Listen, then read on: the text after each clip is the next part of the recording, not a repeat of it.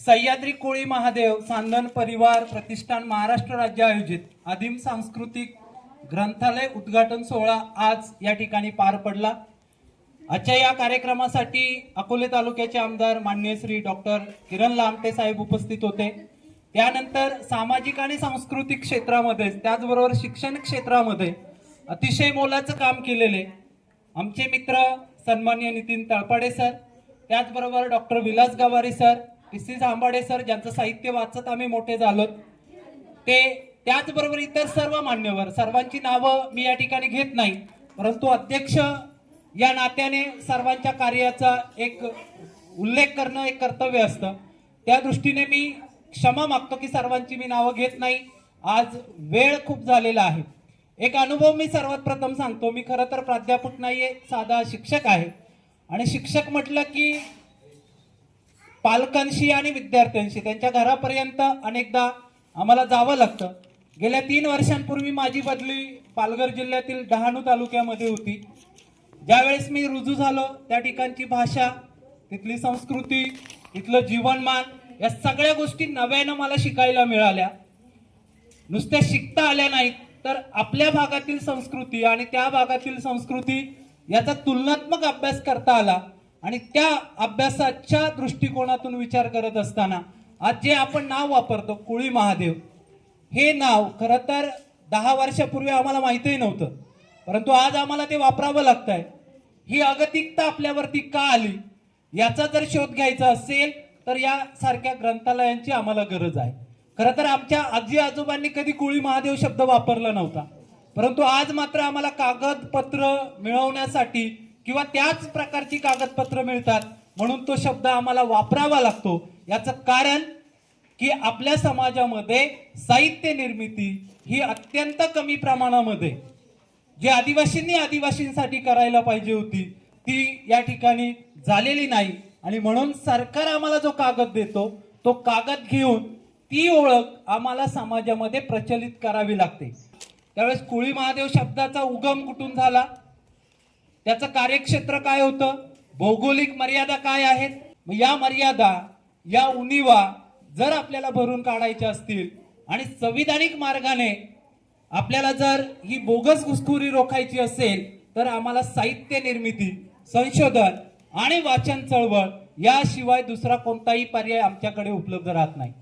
आणि म्हणून मी पालघरचं एक उदाहरण देत असताना मला माझा स्वतःचा एक अनुभव मला सांगायचा आहे की मी शाळेत गेल्यानंतर त्या ठिकाणी एक विद्यार्थी सलग 1 महिनाभर गैरहजर होता आणि मग वर्ग शिक्षक या नात्याने त्या मुलाचा शोध घेणं माझं कर्तव्य होतं। मी त्याच्या पालकांना वारंवार फोन करायचो, परंतु शिक्षकांचा फोन आहे यात हा नंबर त्यांच्याकडे सेव्ह असल्यामुळं ते माझा महिनाभर फोन उचलत नव्हते आणि दुपारच्या वेळेस गेलं तर गावात त्या पाड्यामध्ये एकही व्यक्ती सापडत नव्हता आणि म्हणून मी सकाळीच त्या पाड्यामध्ये गेलो। अगदी स्वयंपाक आवरलेला होता, सकाळी 8च्या वेळेच्या आतच स्वयंपाक आवरलेला होता, काहीतरी धूर चुलीतून निघत होता, चूल विझण्याच्या मार्गावरती होती आणि तो आकाश नावाचा माझा विद्यार्थी त्या ठिकाणी आपल्या फाटक्या पिशवीमध्ये आपलं दुपारच्या जेवणाची सोय म्हणून काही भाकर भाजी असेल ती त्यामध्ये घेऊन लगबगीने बाहेर जाण्याच्या तयारीत होता आणि तो बाहेर पडणार त्याच वेळेस मी तिथं गेल्यानंतर मी त्याला म्हटलं, अरे आकाश शाळेत यायचं नाही का तुला? त्याने शिक्षक आपल्या पाड्यात आलेले आहेत म्हटल्यानंतर तो थोडासा घाबरला, परंतु न घाबरल्यानंतरही त्याने त्याचं सहजपणे उत्तर दिलं की सर, जर मी आज शाळेत आलो तर संध्याकाळी माझ्या घरातील चूल पेटणार नाही। हे जे त्याचं जे उत्तर आहे ते खरं तर आजच्या आदिवासींचा भूतकाळ आहे, वर्तमान आहे आणि भविष्यकाळ देखील आहे। हे असं का घडलं, ही वेळ आपल्यावर का आली, ज्यावेळेस आपण जल जंगल जमीन या मुद्द्यांवरती विचार व्यक्त करतो त्या मुद्द्यांवरती बोलत असताना आम्हाला एकीकडे चूल पेटवण्याचा जो काही प्रश्न निर्माण झालाय, हे का निर्माण झालंय या प्रश्नांची उत्तरं जर मिळवायची असतील तर आम्हाला संशोधन जाणीवपूर्वक केलं पाहिजे। खरं तर जगभराचा विचार केला तर सर्वात जास्त साहित्य हे आदिवासींवरती लिहिलं जातं। फक्त प्रश्न असा आहे की ते किती साहित्य आदिवासींकडून लिहिलं जातं आणि त्यातील किती साहित्य आदिवासींकडून वाचलं जातं हा मात्र संशोधनाचा प्रश्न आहे।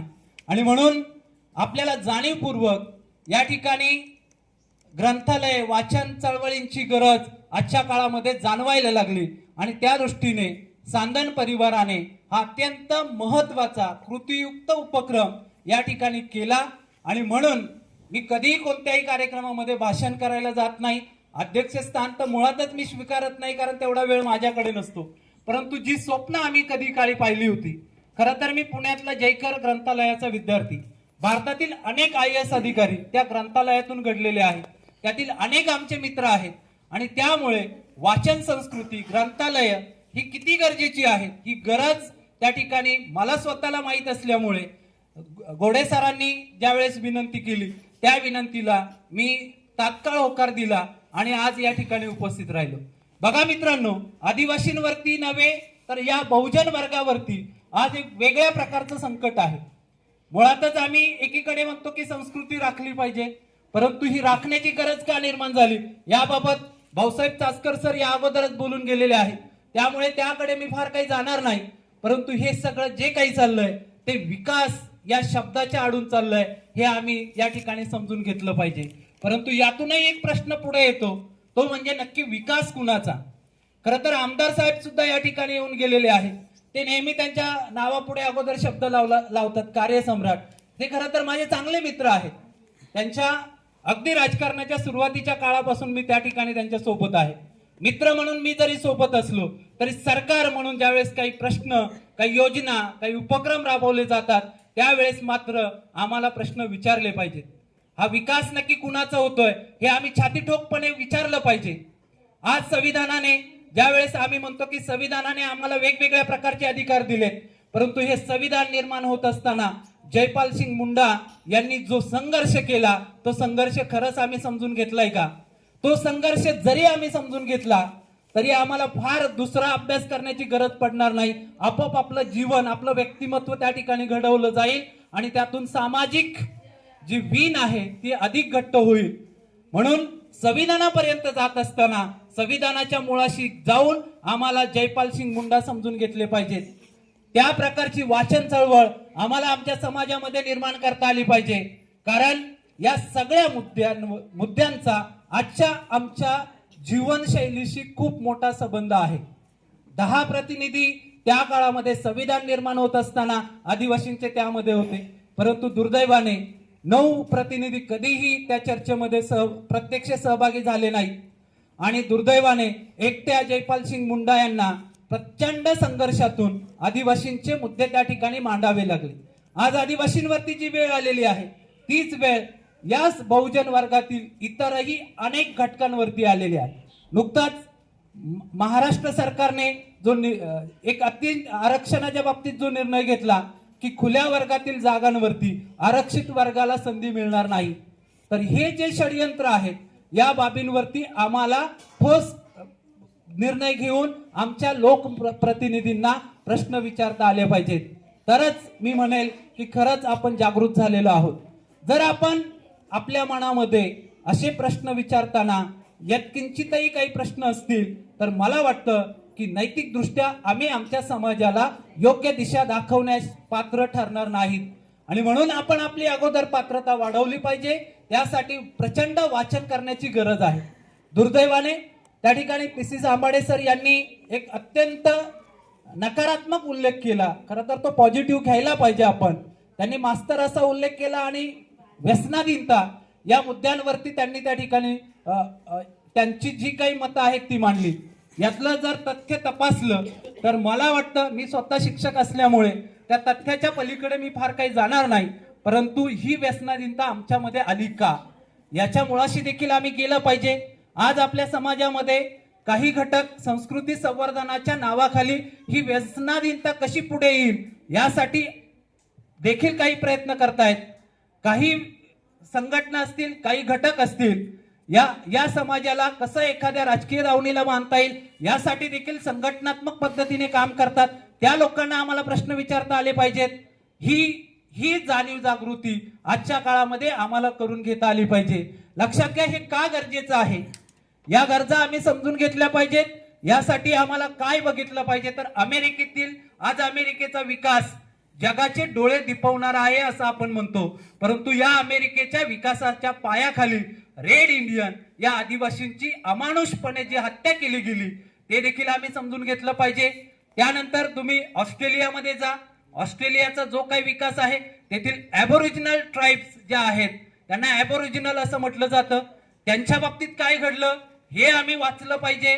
त्यानंतर त्या ठिकाणी आजच्या काळामध्ये ज्याचा उल्लेख भाऊसाहेब चासकर यांनी देखील केला की अंदमान आणि निकोबार बेटावरती भारतीय लोकशाहीच्या दृष्टिकोनातून लष्कराचं महत्व वाढवण्यासाठी अंदमान निकोबार बेटावरती जी प्रचंड मोठ्या प्रमाणात वृक्षांची कत्तल केली जाणार आहे आणि या कत्तलीतून जी शॉम्पेन आणि सेंटिनल व इतर आदिवासी जमातींचं जे नुकसान होणार आहे ही भरपाई आमचं हे आजचं लोकशाही शासन करू शकतं का याचा विचार आम्ही केला पाहिजे.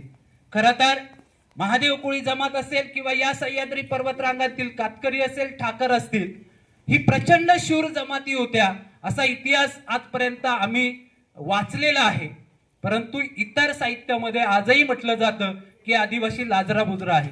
इतिहासामध्ये डोकवायचं झालं तर अगदी सातवाहनांच्या काळापर्यंत आपण गेलो तर सातवाहनांचा जो एकमेव ग्रंथ त्या ठिकाणी उपलब्ध आहे त्या ग्रंथामध्ये जे जंगल, जी संस्कृती त्या ठिकाणी मांडलेली आहे ती संस्कृती मूळ आदिवासी आहे हे दुर्दैवाने आम्ही छाती ठोकपणे म्हणायला आजही घाबरतो. कारण आजही आम्ही म्हणतो की संदर्भच नाहीयेत आणि ही संदर्भ कुणी लिहायची तर आपणच तयार करण्याची आज गरज आहे. त्यानंतर 12व्या शतकामध्ये जर आपण आलो तर हेमाद्री पंडित ज्यावेळेस सिन्नरला आला त्या ठिकाणी यादवांची राजवट या ठिकाणी होती. या यादवांच्या काळामध्ये या पूर्ण सह्याद्रीमध्ये प्रचंड मोठ्या प्रमाणामध्ये जंगल होतं आणि या जंगलामध्ये त्यावेळेस महादेव कोळी, ठाकर ही नावं जमातींना नसतील, टोळ्या असतील, परंतु त्या टोळ्यांनी काय केलं तर हेमाद्री पंडितच्या आदेशाने या सह्याद्रीच्या डोंगर रांगांमध्ये भीमाशंकरापासून तर त्र्यंबकेश्वरापर्यंत 12 मंदिरं बांधली. ती 12 मंदिरं बांधण्यासाठी त्या काळामध्ये जे जंगल उपलब्ध होतं त्या जंगलाचा विचार करता बाहेरच्या राज्यातून कुणीतरी कारागिरी तर येतील आणि ती मंदिरं बांधतील असं अजिबात मुळात शक्य नाहीये. तसे कोणते पुरावे देखील नाहीयेत की बाहेरची लोक आली आणि त्यांनी ही मंदिरं बांधली. ती जी काही मंदिरं, त्या मंदिरांवरची जी काही कलाकुसर आहे ती मला वाटतं की ती इथल्या मूळ निवासी आदिवासींची कलाकुसर आहे. याचा जर संदर्भ आपल्याला पडताळायचा असेल तर या ठिकाणी आपल्याला मोहेंजोदडो या ज्या काही संस्कृतीवरती जे काही उत्खनन आजच्या काळामध्ये झालेलं आहे या संस्कृतीच्या उत्खननामध्ये जे काही मुद्दे मांडलेले आहेत त्या मुद्द्यांमध्ये पहिला मुद्दा येतो की या ठिकाणी असणारी जी काही शहरं ज्या लोकांनी वसवली ती प्रचंड कलाकुसर असणारी लोक होती आणि ते गुण त्या 12व्या शतकातील मूळ निवासी आदिवासींमध्ये पाहायला मिळतात. हे आपण या ठिकाणी मांडण्याचं धाडस येणाऱ्या काळामध्ये केलं पाहिजे. तरच आपल्या लोकांमध्ये जी काही हिंमत, जो काही आत्मविश्वास या ठिकाणी निर्माण होईल तो आपल्याला निर्माण करता आला पाहिजे. याच्याही पलीकडे जाऊन हे का गरजेचं आहे किंवा हे करणं किती सोपं आहे हे आपल्याला पडताळायचं असेल तर न्यूझीलंड मधील मागे एक संसदेतला एका महिलेचा एक नृत्य आपल्याला पाहायला मिळालं होतं. तो जो होता त्या सरकारने त्या ठिकाणी पर्यावरण विषयक जे काही धोरण आणलं होतं त्या धोरणाचे विपरीत परिणाम तेथील आदिवासींवरती पडणार होते आणि म्हणून त्या माओरी जातीतील आदिवासी जमातीतील महिला प्रतिनिधीने त्यांच्या पारंपरिक शैलीमध्ये ते विधेयक फाडून जो निषेध केला, जो विरोध केला, तो विरोध संपूर्ण जगाने बघितला.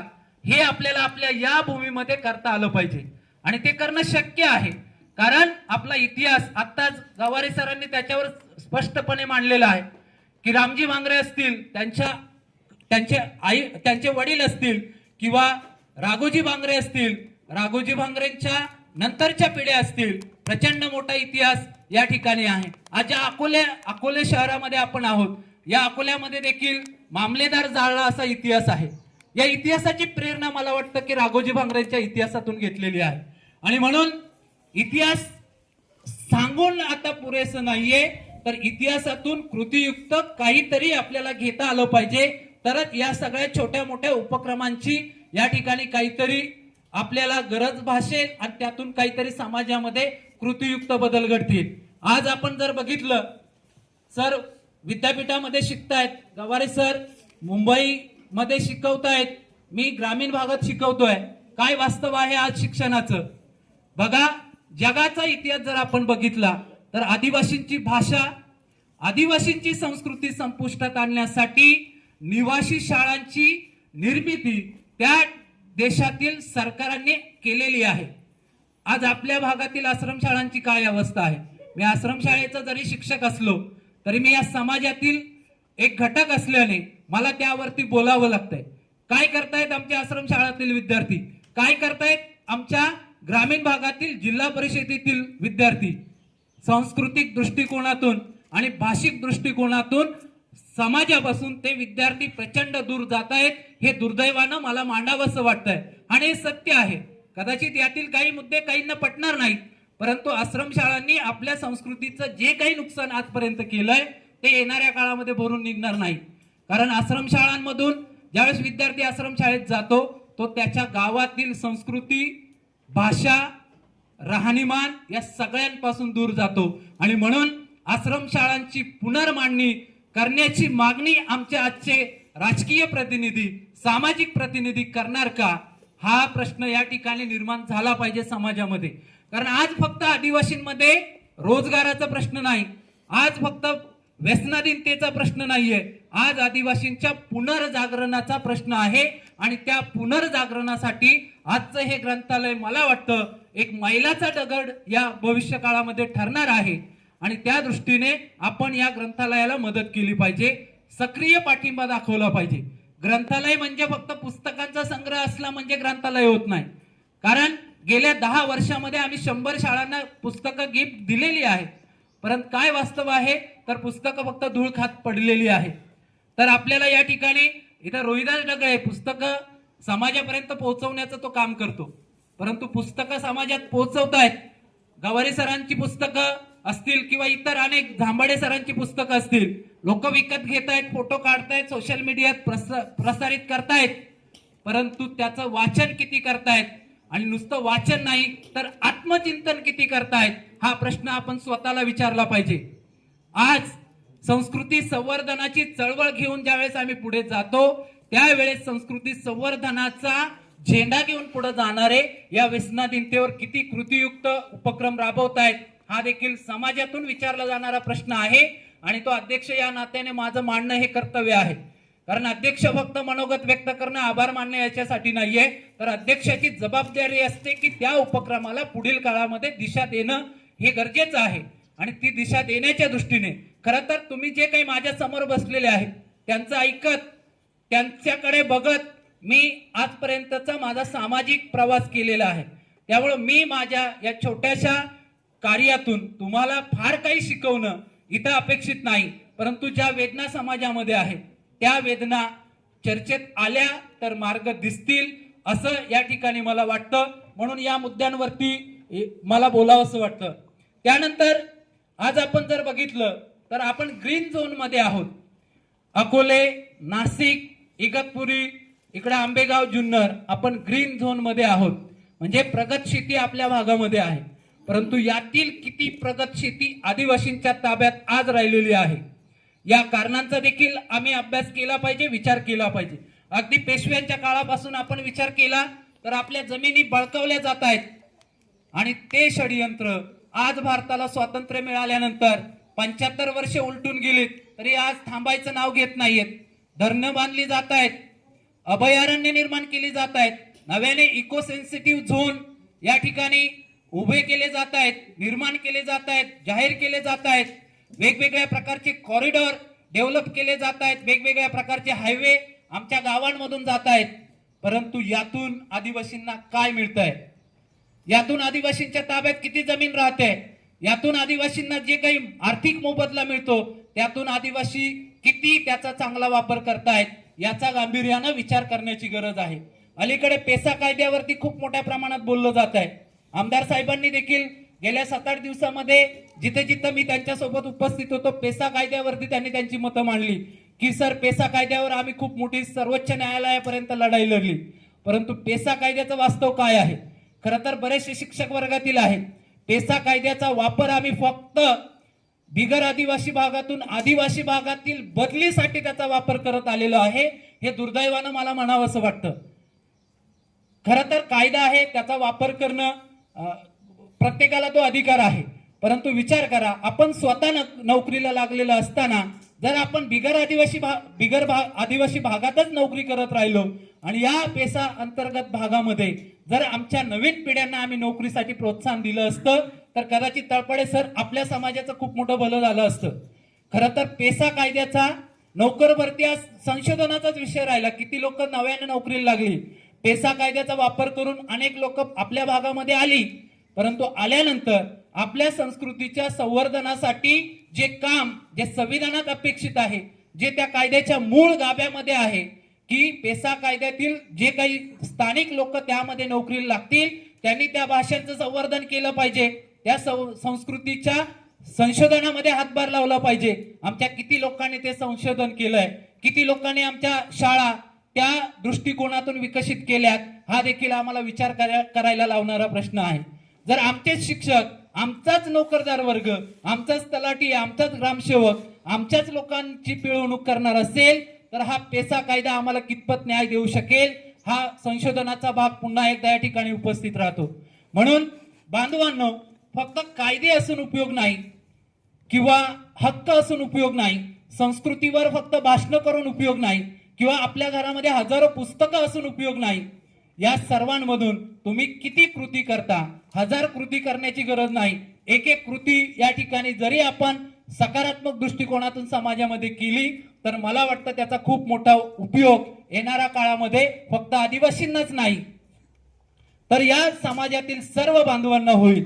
कारण या भारतातील जी मूळ संस्कृती आहे, या मूळ संस्कृतीचा उगम या आदिवासी संस्कृतीमध्ये आहे आणि याची जाणीव बहुजन वर्गातील चळवळींना बऱ्यापैकी आहे.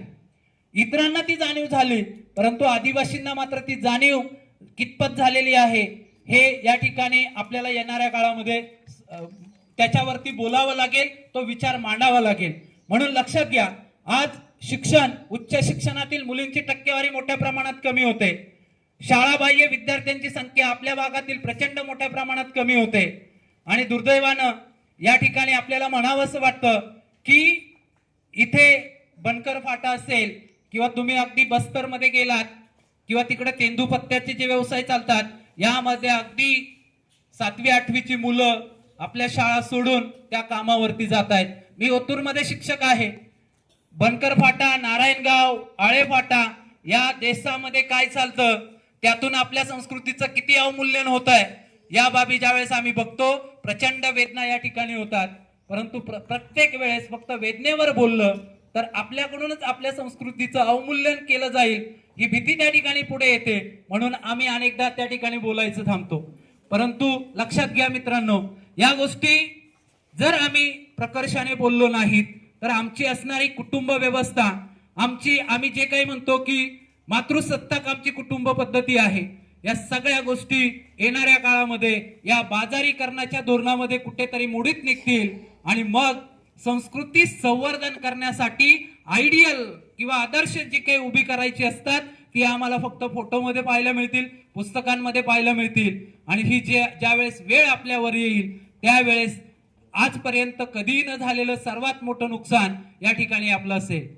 हे आपणच का करायचं आहे, तर आपण आजपर्यंत म्हणत होतो की आमचा इतिहास कुणी लिहिला नाही, परंतु हे वाक्य आज जर आपण पडताळलं तर पूर्णपणे चुकीचं आहे.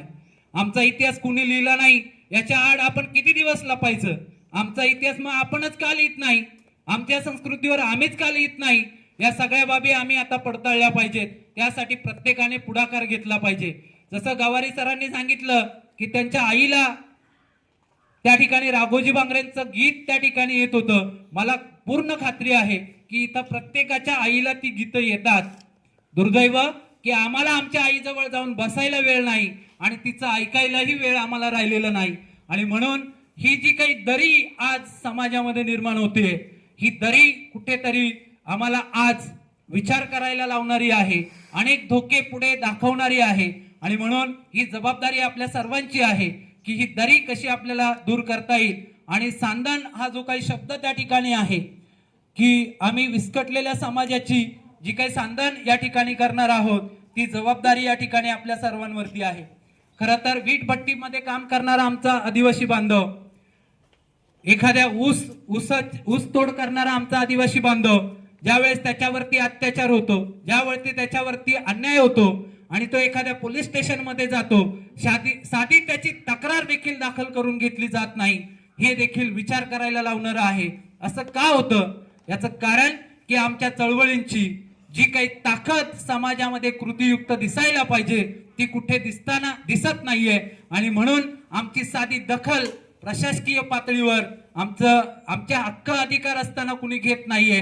आणि म्हणून या सगळ्या दृष्टिकोनातून विचार करता ही जी काही चळवळ आज सांधन परिवाराने चालवलेली आहे, ही चळवळ येणाऱ्या काळामध्ये खूप महत्वाचं काम या ठिकाणी करणार आहे. खरं तर अकोल्यामध्ये जे काही होतं याचे पडसाद अगदी मध्य प्रदेश पर्यंत जातात. हे आपल्याला या अगोदरच्या अनेक कार्यक्रमांमधून पाहायला मिळालेलं आहे. अगदी राजकीय पातळीवर असो, सामाजिक पातळीवर असो किंवा इतर सांस्कृतिक असेल, अशा अनेक पातळ्यांवरती हे परिणाम आपल्याला पाहायला मिळालेले आहेत. आणि म्हणून आपल्यावरती खूप मोठी जबाबदारी आहे. ती जबाबदारी तुम्ही खूप धाडसाने येणाऱ्या काळामध्ये पेलाल असा विश्वास आजच्या या कार्यक्रमाचा अध्यक्ष या नात्याने मी व्यक्त करतो. आणि आपण सर्वांनी मला अगदी शांतपणाने ऐकून घेतलं आणि आयोजकांनी मी अध्यक्ष होऊ शकतो त्या लायकीचं मी आहे असं मानलं, त्याबद्दल मी त्यांचा आभार मानतो आणि माझे 2 शब्द थांबवतो. जय आदिवासी, जय महाराष्ट्र.